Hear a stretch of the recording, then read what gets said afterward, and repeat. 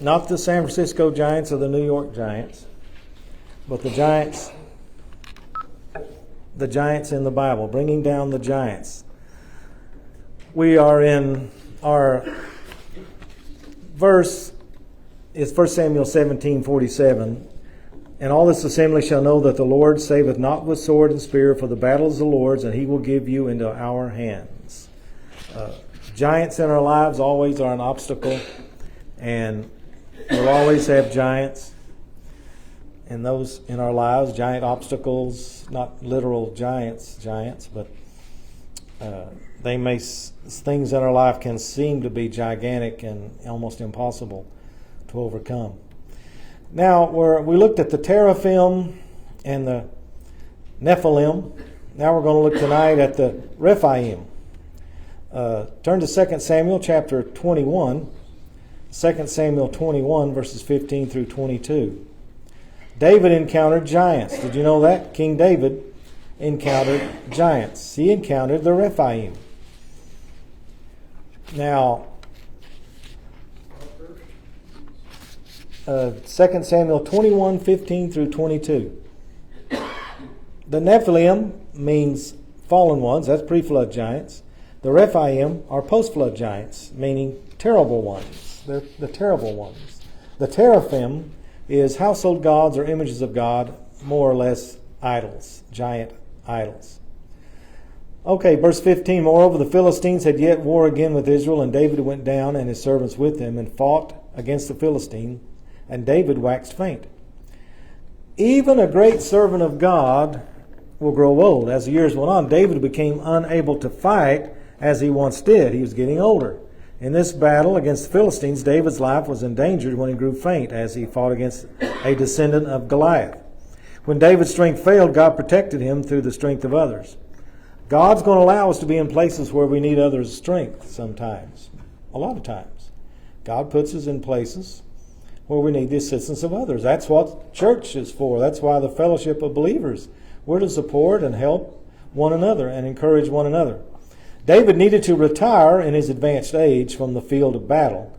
His season as a warrior was just about over. And David was a great warrior. Who was his first conquest?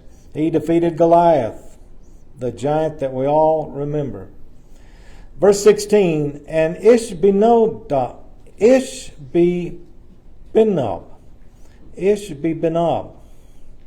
which was of the sons of the giant.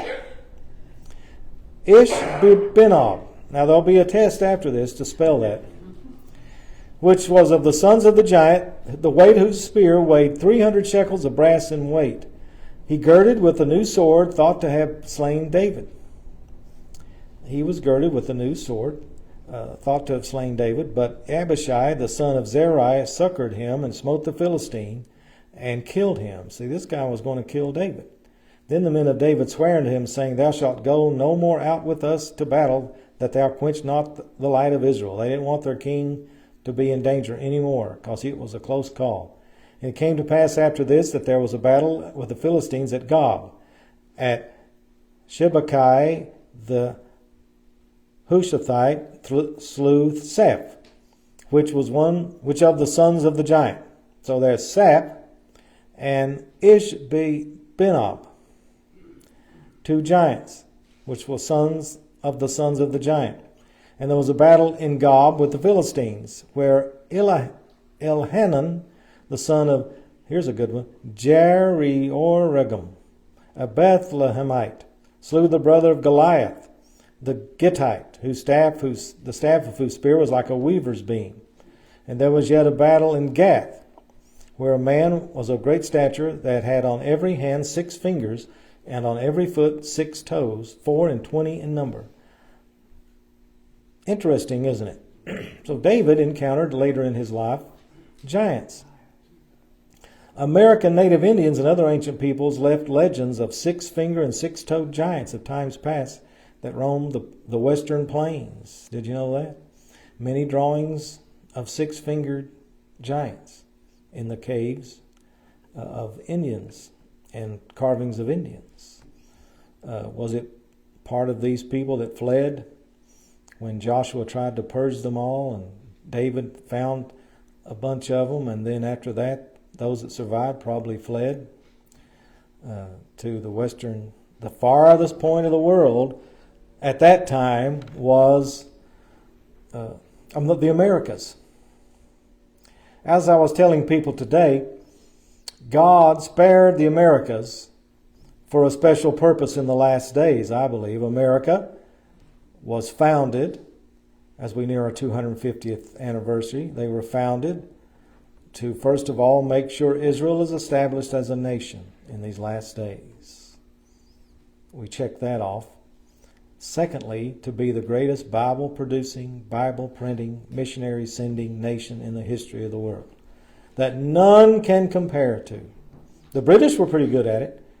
We took the lead from the British, and we did even more. And Southern Baptists are known for missionary funding and sending. We have more missionaries out in the field than any other denomination by far. So the money you give to the Southern Baptist Convention goes to missionaries in 210 countries. That's amazing. So it says here in verse 20, 4 and 20 number, the rest of verse 20, and he also was born to the giant. Verse 21, and when he defiled Israel, Jonathan, the son of Shimea, the brother of David, slew him. These four were born to the giant in Gath, and fell by the hand of David and by the hand of his servants. These giants were from Gath. Where is Gath today? Gaza. The passage tells us that one was the brother of Goliath. The others must have been Goliath's cousins, I would say. These guys were mean and nasty and powerful. There is no such thing as a good giant in the Bible. There's no friendly giants in the Bible. King Saul was a head taller than anyone else, but not called a giant. Remember, the Bible says he's of great stature. A giant in the Bible had to be at least 9 feet tall, though, so Saul did not qualify. A giant in the Bible had to be at least 9 feet tall. So these guys that were slain by the Israelites were 9 feet tall or taller. This is amazing. Where do these people come from?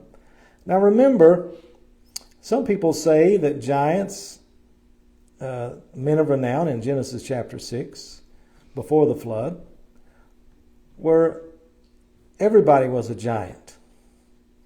Well, that don't make sense. Are we all giants? Which one of us is a giant if we're all the same size? A giant was of tremendous stature, or you stood out. Now, I might be a giant if you have me in a room full of toddlers, but they're not grown. I mean, a giant is of enormous stature and size and strength.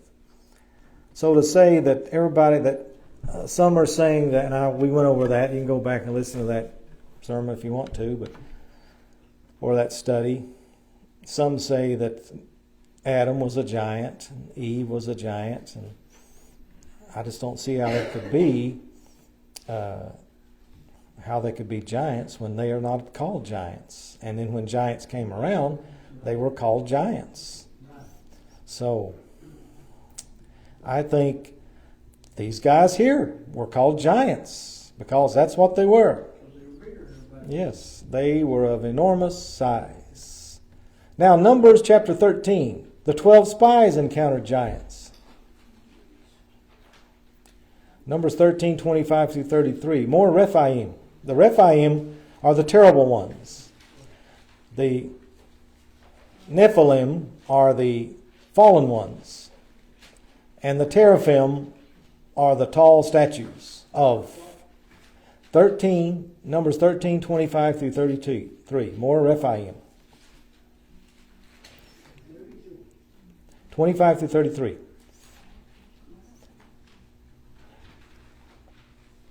And, if I got the right reference, and they returned from searching, verse 25.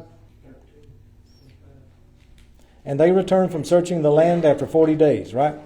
And they went and came to Moses and to Aaron, to all the congregation of the children of Israel, unto the wilderness of Paran, to Kadesh. and brought back word unto them, unto all the congregation, and showed them the fruit of the land.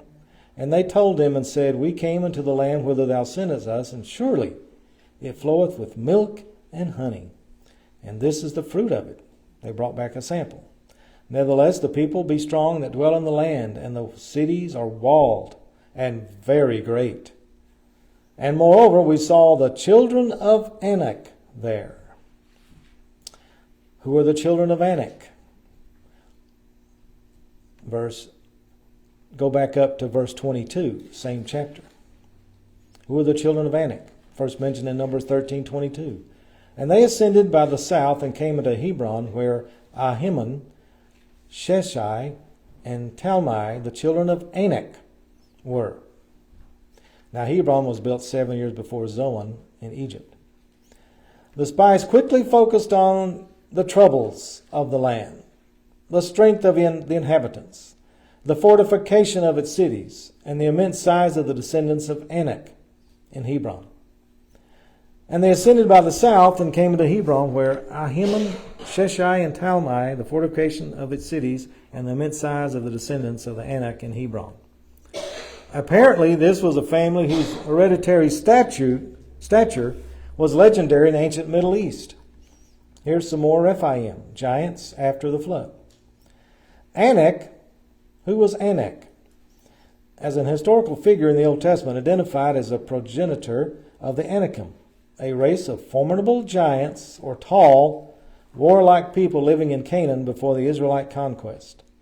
The sons of Arba, Anak, often called the son of Anak, gave his name to the sons of Anak, or Anakim. Their presence in Hebron caused fear among the Israelite spies, who felt like grasshoppers compared to them.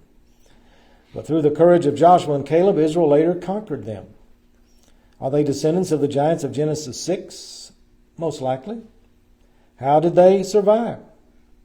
Was it in the DNA of Noah's sons' wives?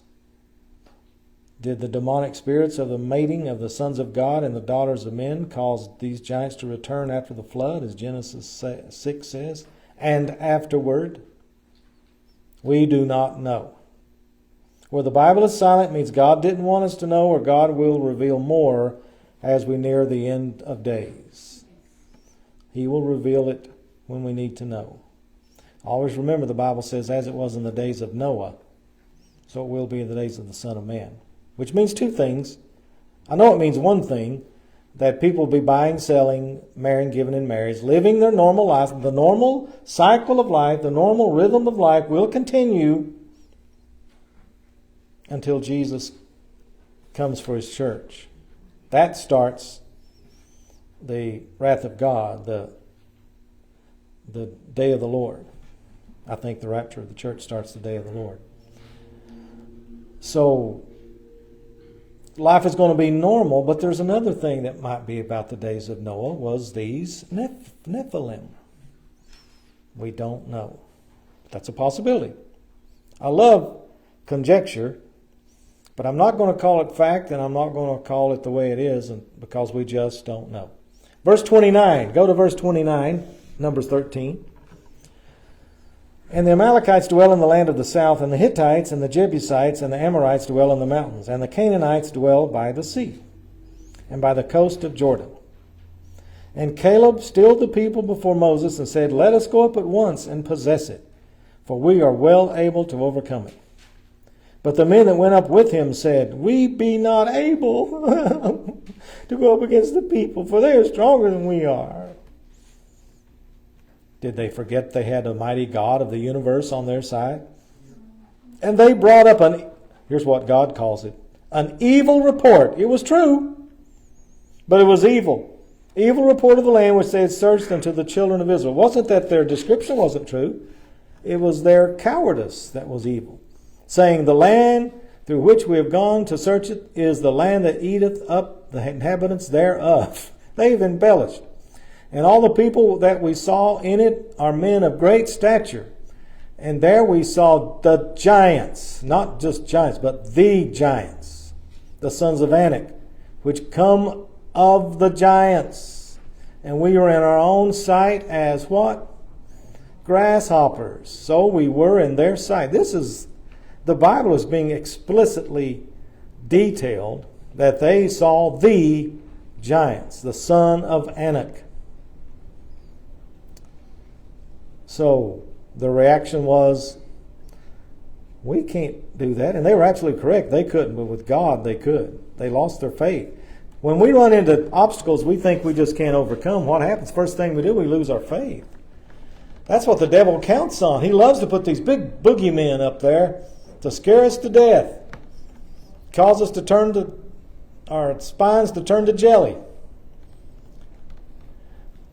What is it? This cartoon, I always remember this line. Noah's on, it was a cartoon.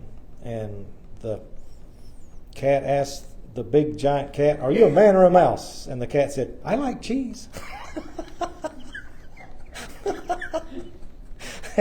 He wasn't going to fight. And I think God is not happy with us when we don't trust in Him. Yes, He expects us to be scared. Yes, it's a daunting task, but tackle it. Don't be afraid. He's going to be with us. And in the challenges of our lives, we all have challenges. All of us have things we go through in our lives that cause us great consternation. I just can't do that. Whenever you say I can't, God can. Now, if He's called you, and if it's something worthwhile and good, I'm not saying I can't rob a bank. No, you can't, and you shouldn't. You'll never get away with it in the first place. But when God gives you something that I just don't see how this can work out, I just don't see how this is going to happen. I know it's the right thing, but how? Well, God makes a way. And He always does. And He always will. There are no giants. Giants should be to us like play toys. Hey, we got a challenge now. This is going to be fun. That's the kind of people God is looking for. And you can only be that way if you're like the person we talked about this morning, is be a person of prayer. Caleb and Joshua were men after God. I'm sure they were men who trusted God, saw the works of God, believed Joshua, believed what they were doing. They saw the walls of Jericho come down. They were not men who were afraid. I mean, they saw great things. Yes, they're all afraid. I'm sure Joshua and Caleb were afraid and astonished at what they saw. But I like their courage. Now, turn to 1 Samuel chapter 5. We're going to look at a teraphim, another teraphim. The statue of Dagon, or the statue of Dagon. You know, Dagon? Dagon. He's gone. The statue of Dagon. Dagon is a name for the ancient Mesopotamian and Canaanite god. Now, Mesopotamia is the area in Iraq, in the Middle East area. And Mesopotamia is known for their false gods and idols, and lots of devilish things happen there, and things going on that just aren't godly. All these false gods of Egypt and Egyptology and the Mesopotamian, even though they're miles apart, they both had the same type gods. When you watch the old movies, The Mummy with Boris Karloff, we saw all these gods of Egypt and Mesopotamia. And they mentioned all these fancy Egyptian and Mesopotamian names, which are almost the same culture. But Dagon is the name of the ancient Mesopotamian and Canaanite god, primarily known as the ancient god of the Philistines. He was considered the father of gods. Here's the big guy. Thus, a creator-like figure. He was considered the father of Baal, who I think is the number one demonic creature in the Bible. Baal, then you've got, who's the one of the children's? Molech. Baal, Molech, Ashtaroth. They're the big three in the Bible. The Philistines give credit to Dagon for the capture of Samson. Ancient cultures all made statues representing the so-called great gods. Israel had no statue. Israel had no statues of their God. So when the Assyrians captured the ark, they placed it beside the statue of their god. So they wanted to capture something. They always captured part of the statue of the people they conquered. Because everybody had a statue of their god. Everybody had a teraphim. A teraphim was a statue of a false god or an idol. And everybody had a teraphim, and when you captured a country, you took their god. That showed you their god could not overcome your god. It's like a battle of the gods. Well, Israel didn't have a statue of a god. God didn't need that. Didn't want that. He's not in a statue made with hands. He dwells. He lives. You think a statue made by your hands and you're going to worship it? Shouldn't that tell you that that's really probably not what I should do? But these ancient cultures all made statues representing their God. Israel had no statue. That's interesting. So they captured the ark instead, which was a bad idea. And this was considered humiliation for the conquered people's God. So that's why they did that. 1 Samuel chapter 5, verse 1. 1 Samuel chapter 5, verse 1.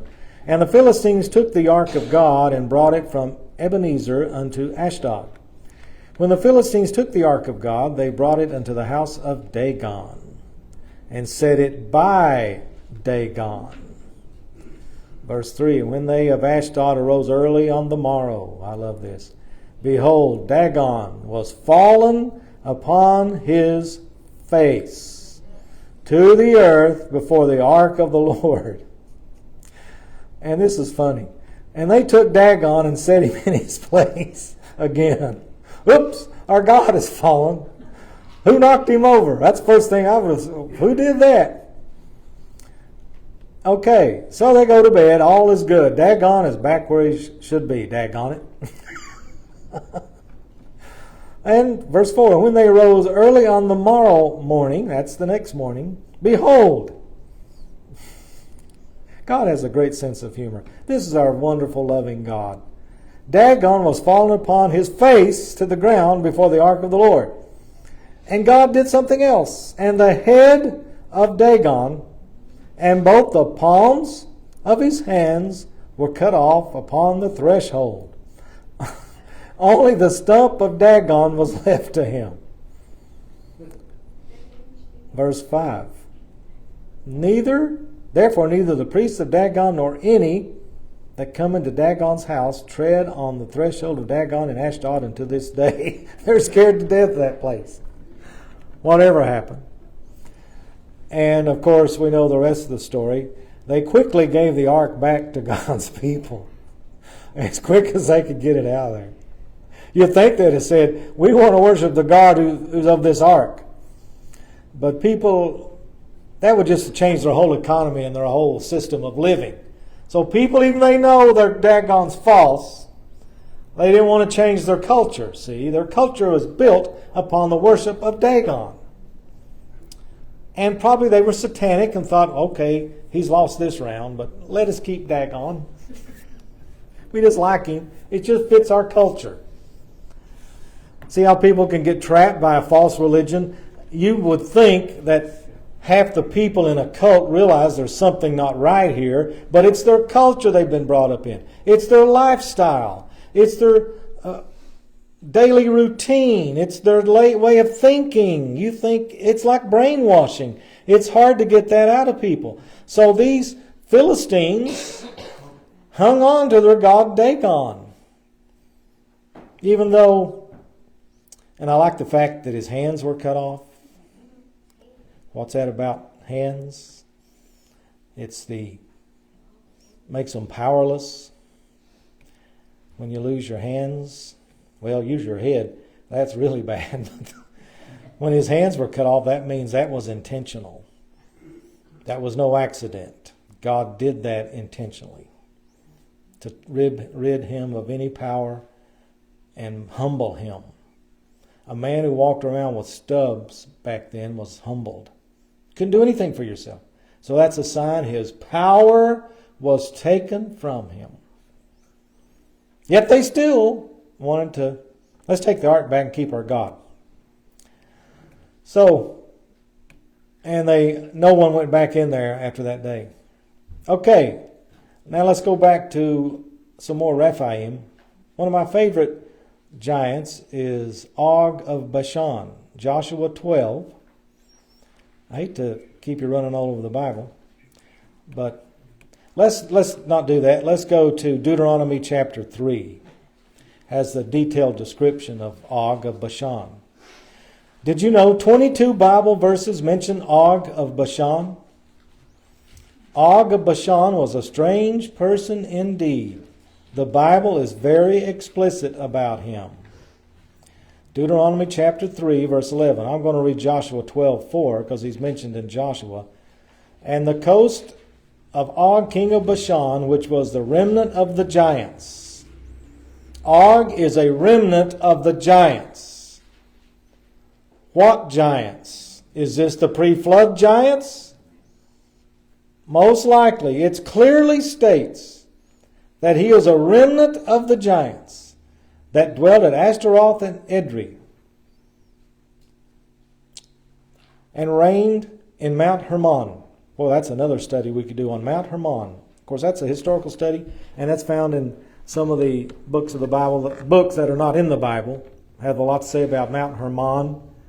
It's a very suspicious place. It's known for sacrifices, and they say that the Mount of Transfiguration took place on Mount Hermon as God showed the people who the real God is as he transfigured right in their face. Evidently, Mount Hermon is some kind of portal to the realm of the satanic and the spiritual world. Mount Hermon was known where the gods fought great battles with each other. Historically, it's where Israel defeated the Amorites, where Jesus was transfigured and frequently appears in the Psalms and historic texts. It was and still is today known for pagan worship. Some believe it's an ancient portal between this world and the world of the gods or fallen angels and demonic friends. This is where they think the fallen angels came to the earth to seek out women to marry in Genesis chapter 6. And it says in Joshua 12, and reigned in Mount Hermon and in Salcah and in Bashan under the border of the Geshurites and the Maccathites and half of Gilead and the border of Sihon, king of Heshbon. So these people dwelt at Ashtaroth and Edrei. Deuteronomy 3, verse 11. For only Og, king of Bashan, remained of the remnant of the giants. He's the last in this area. Some may have fled to the Americas. Behold, his bedstead was a bedstead of iron. Now, they didn't have... Iron was a luxury. One of the guys mentioned in Genesis, one of the early patriarchs before the flood, was a metal worker, Tubal Cain. So working in iron goes way back. Is it not in Rabbath of the children of Ammon? Here's his explicit details of Og of Bashan. 9 cubits was the length thereof, 4 cubits was the breadth of it, and the cubit after the cubit of a man. So this is the measurement that they were using at the time. His bed was 12 feet long and 6 feet wide. He was a Rephaim, a remnant of giants after the flood, more than likely. He's a remnant of the giants that they faced earlier, David faced, and he's a remnant of the giants of the flood, more than likely. The Bible doesn't say how they came to be after the flood. The only hint we have is in Genesis 6:4. They were giants in the earth in those days, and also after that. That's the only hint we have. Was Og a Nephilim after the flood? We do not know, but it seems very likely he's a Rephaim. Remember, Rephaim are after the flood. Nephilim before the flood. Teraphim are statues of gods. Deuteronomy 3, go back up to Deuteronomy 3:3, same chapter, verse 3. So the Lord our God delivered into our hands Og also, the king of Bashan, and all his people. And we smote him until none was left to him remaining. And we took all of the cities of his cities at that time. There was not a city which we took not from them. 70 cities, all in the region of Argob, in the kingdom of Og of Bashan. This is a complete wipeout of these people. And God's people who were normal size, normal people, wiped out the Rephaim. So, that's all we'll do tonight. We won't meet next week because it's Memorial Weekend. We'll meet back again on the 31st and we'll go over the image of the beast comes to life. A teraphim that comes to life in the Bible. Very interesting study.